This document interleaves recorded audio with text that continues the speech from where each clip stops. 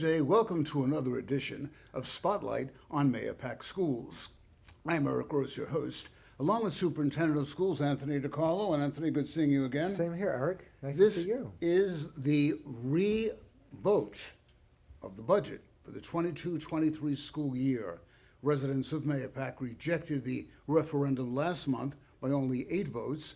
On the 21st of this month, there'll be a resubmission. You, the Board of Education, has worked hard in cutting that budget somewhat. Tell our viewers about the $132.4 million budget. So, to your point, Eric, after the budget went down, the board had asked us to go back and sharpen our pencils, but to really try to be cognizant, not to really start to affect program, whether that's academic program, whether that's extracurricular activities, whether that's sports.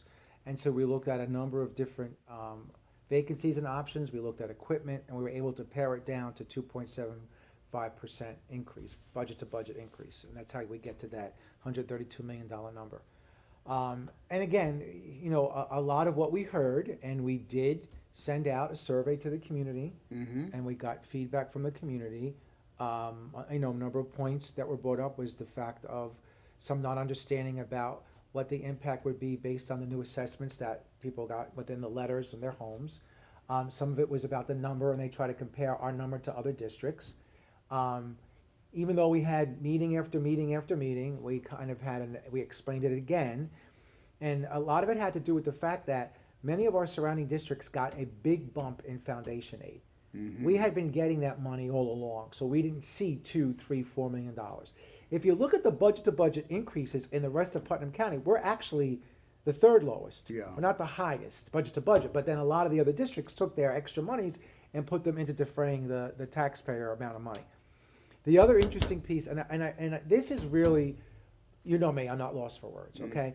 So we are 100% evaluation in the town of Carmel. Right. So that means every year, Eric, the same thing is going to happen. Right. That you're going to we adopt the budget, the following week, all of a sudden, here comes this letter that you went out, right? And many of the homeowners went up between 40, in some cases, $60,000 increase from year to year because you're at 100%. Right. Okay? That does not mean your taxes are going to get blown out and go through the roof. Okay? But here's what I find to be interesting. Let's cut to the chase.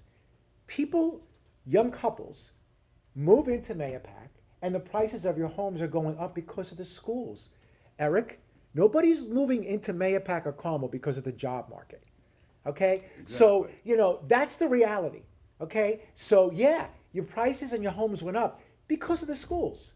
Okay? So at the end of the day, we went back out, we sharpened our pencils. We think it's a budget that still allows us to keep the momentum that we've really worked hard with over the last 5 years. Because here's the thing, Eric, and it's all spelled out. And we had this happen to us a number of years ago.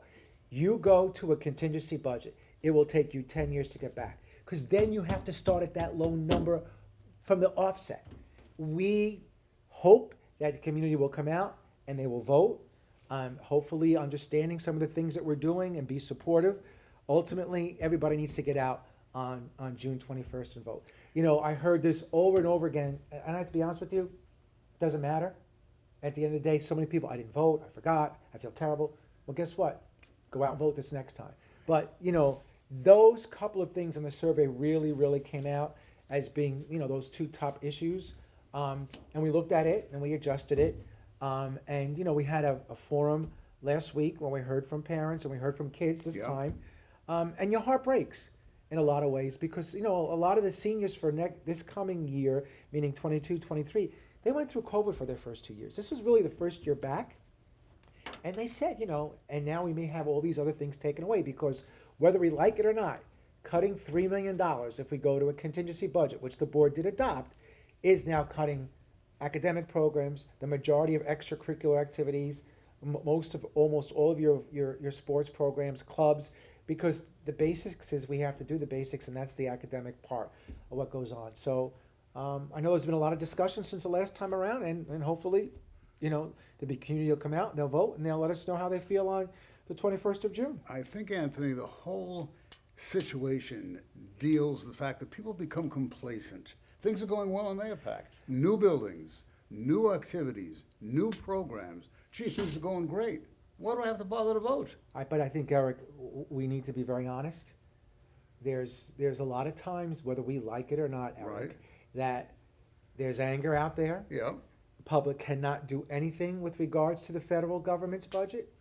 They cannot do anything in regards to the state budget, the town or the county. Yep. It's just the school board. Yeah. So, and I think a lot of what we learned Mm-hmm. was that at the end of the day, you're impacting kids. Mm-hmm. So I think, again, I think we've done a good job going back and sharpening our pencils, and hopefully the public will come out and they will vote, and we'll know what their determination is on the 21st. Again, it's from 6 a.m. in the morning till 9 p.m. at the high school. I'm encouraging people to try to get out a little bit earlier, because we do have our middle school moving up ceremony that night, which will take place on the turf field, and that's usually from 5:30 till about 7:15. But we encourage people to come to the front of the high school to come around and vote. In the past, we would go through the middle school. Right. We want them to come up to the front of the high school. They'll make the right in, the next right, park near the tennis courts and the side lot, come in to vote, and then they can leave through that entranceway. Second part that's important, this is going to be a paper ballot, Ah, because of the fact that by state law, you have to have the vote on the 21st. right. The following week is the Primaries. and they cannot give us the machines. So it will be a paper ballot. It's not onerous because there's no trustee election. Yeah. So basically, you're voting on the resolution to pass the appropriation of passing the budget, yes or no. But I do want the public to know that it will be a paper ballot. Just getting back to the cost, the average home in the Mahopac School District, we're talking about $25 a month. Yeah, so, and that's the other, that's why I go back to that letter, and people really not understanding what that means. Because what happens is, the tax base grows, so it's then split out with more people. Right. And more homes. Right. So it's $247 for the year, on an average $400,000 assessed home, which is what the town also does, so we're Right. doing parallel. Right. So it's about $247, so it comes out to $23 or $24 a month. Okay. When you think about that, that's a couple of pieces, maybe. And you're talking about your children's education out Like I there. said to you, again, I just encourage people to get out there and to vote on the 21st. It's really, really going to be very, very, very important at the Okay, end of the day. all right. It really is. And again, we ask people to come out. We have a lot of great things going on the next couple of weeks between, graduations, moving up, or our elementary school movings up. We're celebrating the kids, so we're excited about that. Moving up at the high school's graduations, the 23rd. 21st is the middle school moving up. A lot of great things going on. National Junior Honor Society inductions. And we had over 80, I think it was 82 or 83 kids in the high school being inducted into the National Honor Society. Last night I was at the National Junior Honor Society. There were over 73 students. So even though we've gone through some really difficult times with COVID, our kids are doing very well. They continue to do very well. And, we're excited in the direction that the district's going, and we want to continue that momentum. Will there be information out there for the public? Yeah, so what winds up happening is it's on our website. There should be coming out to them, and it'll probably happen the weekend before, a revised newsletter.